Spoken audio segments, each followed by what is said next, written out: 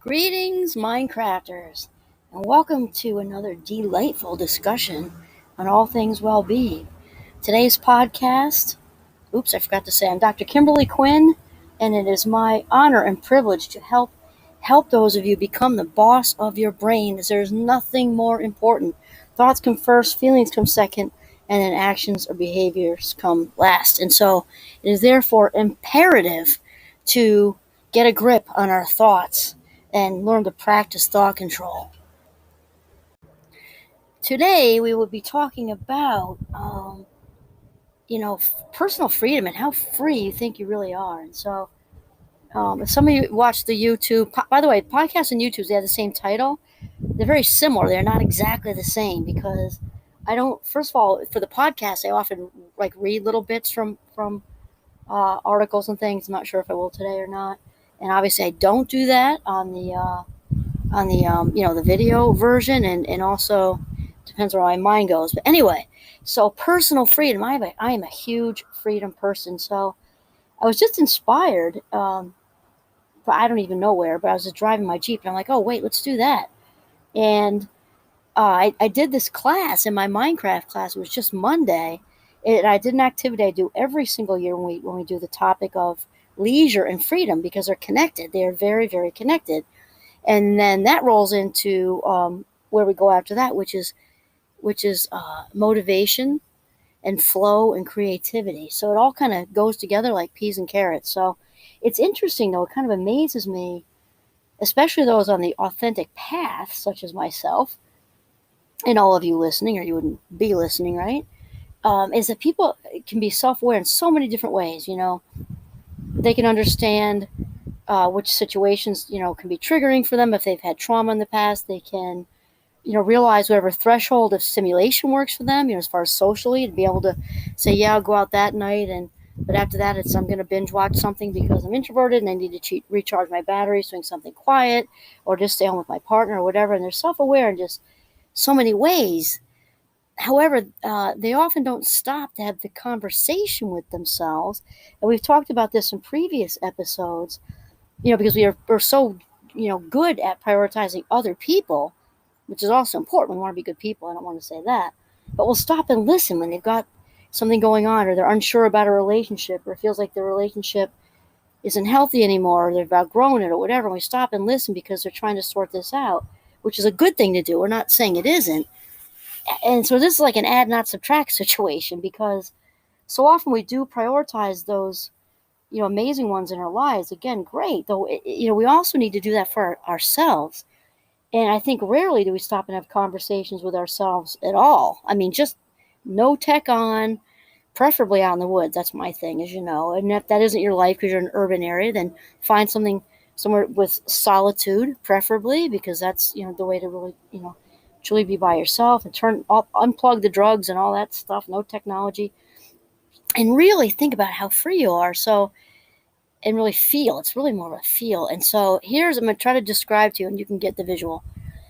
Okay, so we first of all talk about what it means to be free a little bit, and then we'll have put, before the class started, I put 4 signs up on the walls of the classroom, and they're kind of in order. So usually they're neon and cool looking. So Monday I had 2 neon, lime green ones, and 2 light purple ones. They have to be light enough to be able to use a marker on. And the one at the let's say western corner, actually, over by the Adirondacks and Lake Champlain, right on the wall said "totally free," and it had a smiley face with a big smile on, my usual stick figure artwork. And then the one on the whoops, there went the umbrella. Okay, because of the wind. The one right next to that, which would be on the north wall. Okay, doesn't matter. I'm just trying to get a visual myself. So the other wall, right next to it, would have said "pretty much free." And there's a smiley face there with a smiley, but not like Cheshire Cat smile like the other one. It's kind of like a little bit less of a smile, but still a smile, because pretty much free. Then move over to the right, like in a circle, clockwise. There is somewhat free, and there's kind of like a subtle, itty-bitty, almost can't tell it's a smile. And then on the wall that would loop right around, there's not free at all. And that one had a face with like a flat line, flat mouth, and also the eyes and a little curly Q I do on the top. And also I made this little stick figure behind bars, to metaphorically represent, completely feeling not free. And this is all about, our emotional, personal, emotional, spiritual freedom, and maybe physical freedom. We talked about that as well. And so what I do is I have students think about what freedom means to them, and I don't put anything in their heads, because I don't put anything in anybody's head, but it's they're young adults. They have their own ideas of what freedom is, and I make a point of that. I'll say that, Mara's freedom is not the same as Jonathan's, is not the same as Mohammed's, is not the same as Jenny's, whatever, because they're all going to be different. And so then I have them stand up and ask them, just according to the rules they set in their head, what freedom means to them before we even discuss it. And I ask them to go stand next to the sign that most accurately represents how free they feel. Okay, so remember, we've got I feel totally free. It's not, to me, that almost says Zen monk, right? But I don't say that to them.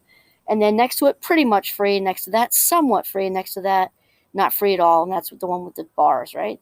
And I tell them also, if you're not sure if it's between not free at all and somewhat free, you can stand kind of in the middle of those. You don't have to stand right by the sign. You can be kind of like, in the middle. And typically each year, it's very, very similar. So it's kind of like a bell curve, but it's more like a pear shape, because I typically have a couple, 2 or 3 in the not free at all area.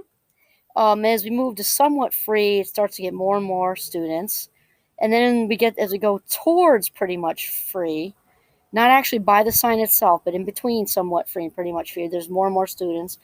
A few right in front of the sign are pretty much free. And then the other side of the bells, I usually have like maybe 2 or 3 students feeling totally free. And that's very characteristic of most years.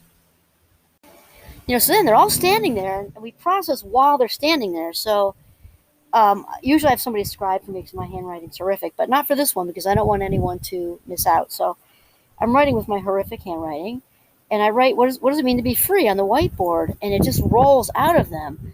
And I said, you can also roll out of you what it means to not be free, because you will realize rather quickly it's the same list.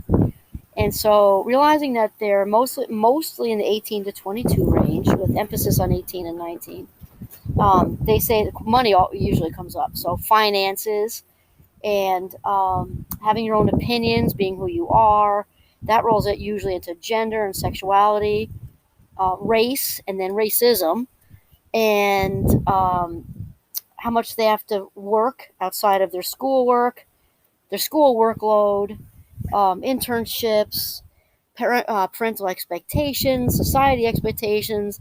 Sometimes they get global and say other things, but there's just so much that goes into it. And I have yet to not have mental health stuff come up. And then out of that sort of umbrella of mental health, they start to get more particular. Sometimes they self-disclose. I don't feel it all, because no matter where I go, even if I have enough money for my work study or my parents, because that's the case with many of them, I don't feel free at all, even though I have money, even though I have this beautiful dorm room. And a lot of them, actually most of them, because Mindcraft, we do a lot of gratitude stuff, they do feel grateful, for being at Champlain with this beautiful view, and, the dorms, and appreciating their friends and all this other stuff. It's not always the case. Obviously, sometimes there's roommate issues and things. But for the most part, that isn't the case here. And if anything, it makes them feel guilty, which is not what we want. We talk about that. But they have all this stuff, and they say, and still I don't feel free, because wherever I go, my mind is with me. And, I have obsessive compulsive thinking. I have generalized anxiety. I ruminate a lot. It's all the I am not enough self-deprecating feedback loop. And they often really talk about much of this. And that's not all. They talk a lot about the expectations and falling short with parents, things like that. But then it was interesting, because it was a very long time ago. It was probably like 8 years ago. I'm not sure.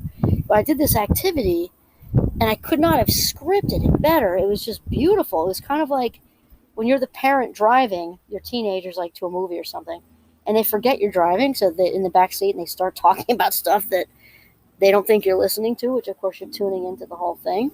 But it kind of felt like that, so I just stepped back. And this was also a bigger class at that time, because back then it was just like up to like 24, so which is a lot for Champlain. We usually have like 15, 17, something like that.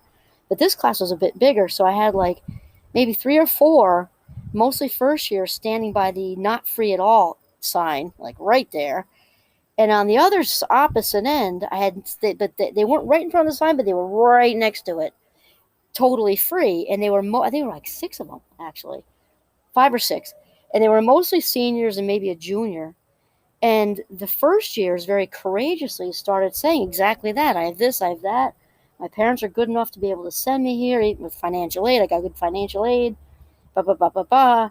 And I can be here, and this is such a privilege, and yet I don't feel free. And out it came about, sometimes not being able to go out, and the pressure to go out, and the social anxiety, and all this fear about FOMO, right? Fear of missing out, and fear that if they say no 3 times in a row, that they won't be asked to go anymore with the friend group. Anxiety sometimes about walking across campus. We're not talking about nighttime stuff. I mean, just doing the daily routine, the ruminating, the perseverating, and just being so trapped and stuck in their heads and prevented from living their fullest life, really. It was just pouring out of them.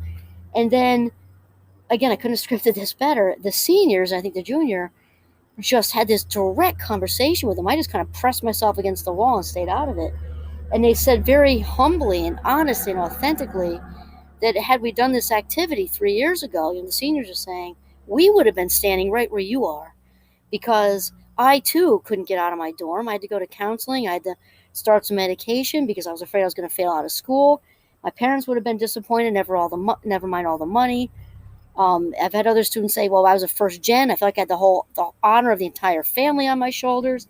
And it was so much to carry, and I was self-sabotaging, and I was going to fail out, and and I did this and that and this and exercise and this and that, and of course counseling and nutrition, and they just were so positive, giving these first years hope, really good hope. And there's no better place for that to come than their peers. And they were just so wonderfully honest and vulnerable, and so much strength came out of it that you could have heard a pin drop in Kansas, because the whole class was just listening to this authentic conversation about what can rob us of our freedom, which is in essence robbing us of our most precious life minutes.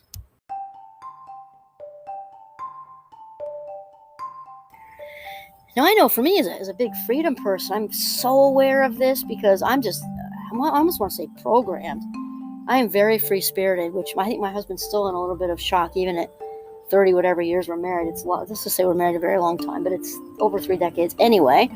But to have a husband who I love dearly, and 5 amazing young adult children, the Fab 5, plus a couple extras we've acquired by love, Anna and Peter, and I feel so free. I hesitate to say 100% free, because that 100% doesn't really exist anywhere, right? And I'm not a Zen monk eating yogurt in a cave in, Tibet or something, but I feel awfully free.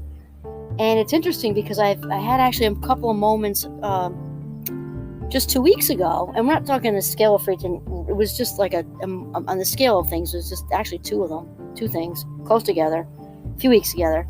They were mild, but I call it a splinter, and anybody who knows me knows what I mean. Like, when anything gets in the way of my freedom or happiness, like it's a relationship thing, and it doesn't mean that it necessarily has to be fixed, because it might just be about me changing my dance. My very best friend from growing up taught me that a while ago. She's a big fan of changing your dance, because when it comes right down to it, we can't control other people or situations, usually, And so whatever it is that the relationship thing isn't necessarily something that needs to be fixed. Now, sometimes it does. And one of these things was kind of like a blend. And the other thing was a total change my dance.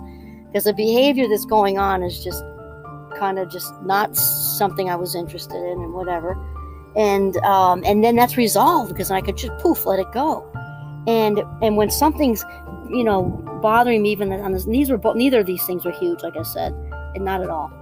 But they still feel like a splinter, and I almost don't feel like I can go on with my day unless I like, pull out the splinter with the tweezers. I just have to. And again, it doesn't mean fix it. It doesn't make it go away necessarily. It can mean that, because one of those was, again, a blend of that. Like a talk about it, make a change situation. The other situation was just change the dance. But with changing the dance and letting it go, that gives me resolution. Because just like the other episodes you're talking about, detaching. I was the other situation, not the blendy one, the other one. I got kind of the short term, I was a little bit too attached to that, and it didn't involve me. And I knew better, but I was like, ew. And so after I decided, what am I doing with that? Detach, let it go. Like, who cares? And then I was good, and I felt free again. I felt right back in my skin at let's say 99% free again. And because life does do that with us, and what was that? The Sanskrit word for shenpa, I think it is. We did an episode on that a long time ago. That's sort of like when we bite the hook on something. We don't really want to. It's some drama, it's some gossip, some work. Who knows? And we hopefully resist that temptation. But every once in a while, we do, right? Because maybe we're tired, or we're not thinking, or we're on autopilot. Kind of bite the hook and get roped in for just a short bit. But then when we realize it, we can then jump, we can then climb out. And that's what I do, because I'm very aware of my happiness level, my freedom level, because I do have this conversation with myself frequently.